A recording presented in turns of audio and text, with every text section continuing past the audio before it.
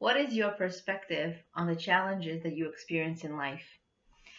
Rerouting in life, looking at the situation from a perspective that is actually productive. That's something we all want to do.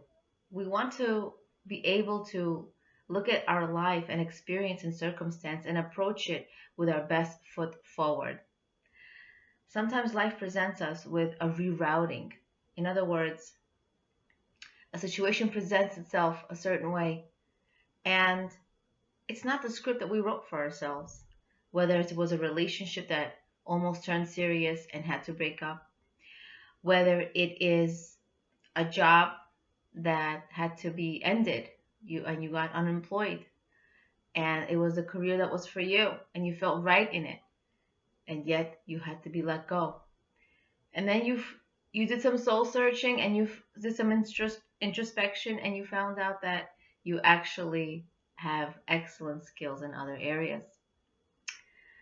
Maybe your child did not come didn't was not accepted to a school that you wanted, and now he's actually meeting friends in a different school, and they have a better influence, or maybe a certain teacher has a good influence on them somehow, and you're so grateful that because of this school you live in a certain community. You know, at first glance a situation presents itself as a certain way, and it looks maybe tragic, maybe it looks horrifying, disappointing, and you just feel so down because it wasn't supposed to happen. Yet, looking through our lenses, we only see what we think is good for us. You as a parent, you as a caregiver, or your own caregiver as you grew up, you knew your parents in a healthy relationship would never want to hurt you. They only want what's best for you. And it's so incredibly important to remember that this relationship teaches us about our relationship with Hashem. Hashem throws us into situations, and circumstances turn out as such that present themselves as like, how could this be? This wasn't supposed to happen. And yet it is. And depending on how we look at life, we'll be able to see the bigger picture and how the circumstance actually presents itself as being positive. And I want to share with you a story that actually happened, that Rabbi Tzvi Nakar shares in his book, 102 Stories That Change People's Lives. And the story is called Rerouting. This happened Erev Rosh Hashanah, before Rosh Hashanah. Thousands of people in Bnei Brak were going to Yerushalayim in order to spend Yom Tov, the holiday, the Rosh Hashanah holiday, with their families. And they were boarding the buses and boarding the buses, and many people were running late. People were desperate to board the buses because there were only few buses available to board the hundreds of men, women, and children. The last bus crammed everyone like sardines. There were 60 people left at the bus stop on Chazon Ish Street with no bus to go on, and you could only imagine how they must have felt. People tried to call the bus company, but with only several hours left of Rosh Hashanah, there was no answer. The travelers looked so down. They were dressed in their finest clothing, waiting to meet their families in Yerushalayim. Thoughts were running through their heads. Even if they got to the destination on time, when will they have time to cook for the 2-day holiday? Where would they pray if they already reserved seats in Yerushalayim? We know in Rosh Hashanah we usually reserve seats in shul, in the synagogue, to pray. Several couples called taxis and were exploited with outrageous prices. However, the majority of the passengers stayed at the bus stop, waiting for a miracle. They hoped for the bus 402 to come. Bus 402 had a route to go directly to Yerushalayim, and that was the last bus they were waiting for. However, it was bus 318 showing the bus route headed for Rechavot. Now, Rechavot is not going to Yerushalayim. It's a totally different place, and they were truly disappointed. But the bus was empty, with only the bus driver on board. He opened the door and was about to close the doors since no one entered the bus. Before the doors closed, One man quickly held the door open and presented the desperate situation to the driver and respectfully asked him if he could take them to Jerusalem. The driver said, sorry folks, I can't do that. Then he was met with dozens of desperate comments. Please help us. We're stuck here. Have pity. We need to go to Jerusalem for Yom Tov, and there's no other way. Please. Again, the bus driver told him, I would love to help you, but really I can't. I've got a job to do, and the route is to go to Rehovot, not Jerusalem. There was a storm of desperate cries. Women were crying, please help us. Your bus is empty, and we are 60 people without any way of getting where we need to go. I've been waiting here for 2 hours with 3 little kids.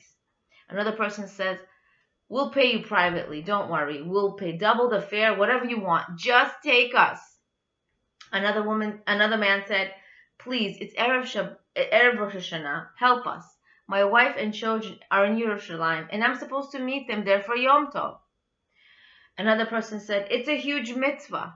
Please do it. Finally, the driver gave in. He was unable to handle their cries of desperation. All right, no, all of you, all aboard, let's go. On that Erev Rosh Hashanah, 60 Jewish people boarded the last bus out of Bnei Brak with barely 3 hours remaining until Yom Tov. The bus driver changed the bus number from number 318 to number 402, express to Yerushalayim. As they boarded quickly, each passenger expressed their gratitude to the driver, their heartfelt thanks and blessings to the smiling driver.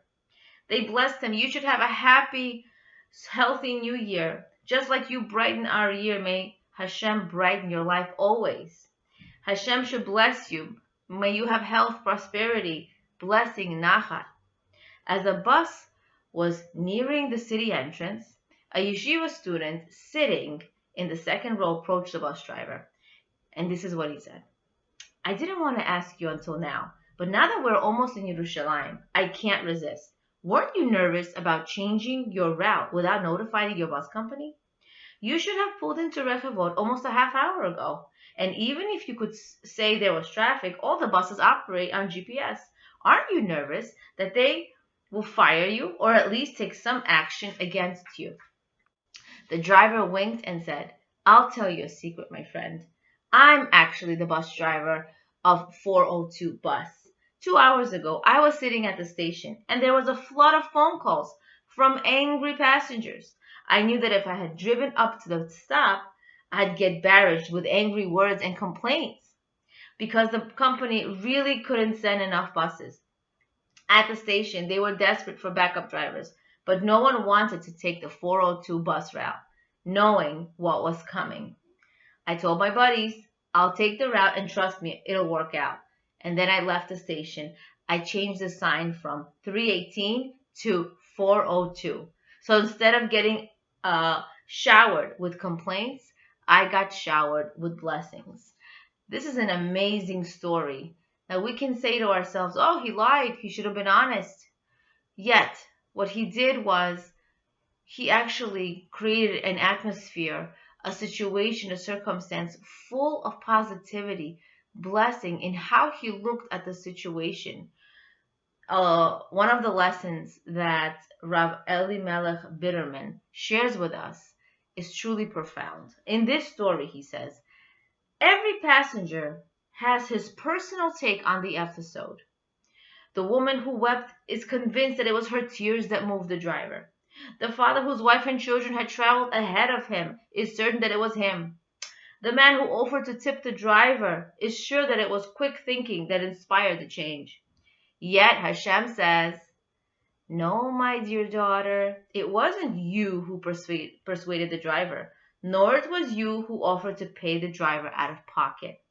Indeed, each and every Jew must know and appreciate that Hashem causes man's actions and he alone. In other words, if something is meant to happen through someone, it's going to happen anyway, not because the person made this happen, but because Hashem wanted this situation to happen through this person. Now, hopefully, the messengers in our lives are positive messengers, right? Hopefully, people who we respect. It rarely happens where it's just said the right way. Let's say someone you respect gives you a criticism that's just softly given, with a compliment and first, and then the soft criticism, and then the another compliment again, right? Like the Oreo cookie method we learned. Yet most people don't talk like that. But let's say you were really lucky to have that experience, and you learned from the situation. They criticized you and they said something to you, and you're like, you know what?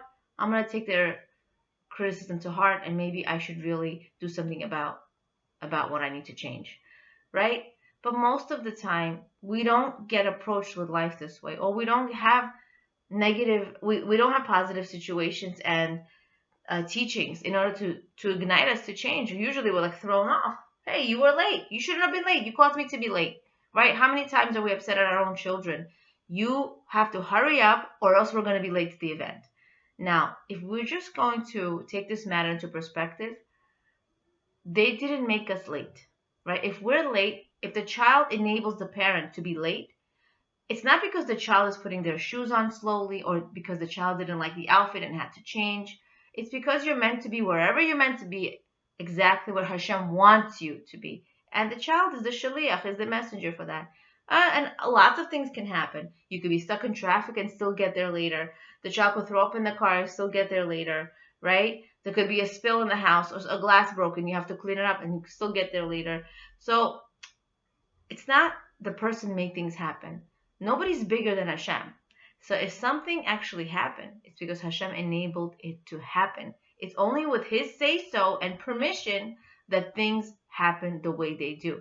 And yes, we have the ability to affect other people. We have the ability to change our circumstance. We have that. It's all about our will and praying to Hashem. And, that's a whole different topic. But yes, we shouldn't look at the situation as, oh, they made it happen, they're at fault. Playing the blame game in life, having resentment towards your parents. Many people have resentment towards their childhood experiences. If only this didn't happen, it was meant to happen. One of the things that really helps me get through my challenges is that person did the best with the tools they were given. Maybe they weren't given tools that were, where they speak softly and kindly and know how to criticize the right way. Maybe they have different types of tools, and they were given those tools because of their upbringing. So it's good to tell yourself, one practical tip I will leave you with is, when you experience a situation from someone and you're not so happy about it, they're doing the best with the tools that they have. Right? My child is doing the best with the tools that they have. They have certain energy level according to their age and abilities. So they're doing the best that they can. Someone criticized me. I was meant to be criticized. They're doing the best that they can. Maybe they were never taught how to talk the right way, right? Maybe they have something to work on in themselves, that they just like throwing their, I heard someone say something like their garbage into your life, like their life problems, taking it out on you. It happens, and we live in a very difficult time, stressful time, and relationships are so important to make sure that we don't ruin them and don't judge people by how they act, because they're doing the best with the tools that they have. So I hope this was really helpful to you. Hopefully we won't judge situations and approach situations in a negative light, and only with productive efforts. Bezrat Hashem, may we be successful. Leah Abramov, Being and Becoming, awakening awareness of your greatness and potential.